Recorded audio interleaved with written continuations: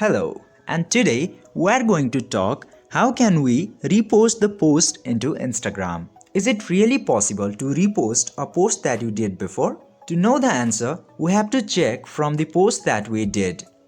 To do that, I'm going into my profile and I choose one of the picture that I posted before.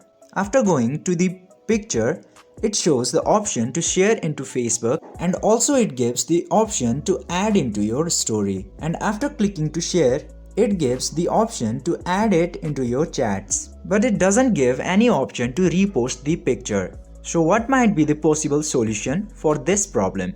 So to know the answer, let's dive right into this video of How Logical.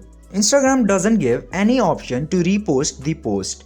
So you should try to screenshot the post, and after screenshotting the post, crop the bars as you want, and after that just save it into your gallery and post the cropped photo that you saved.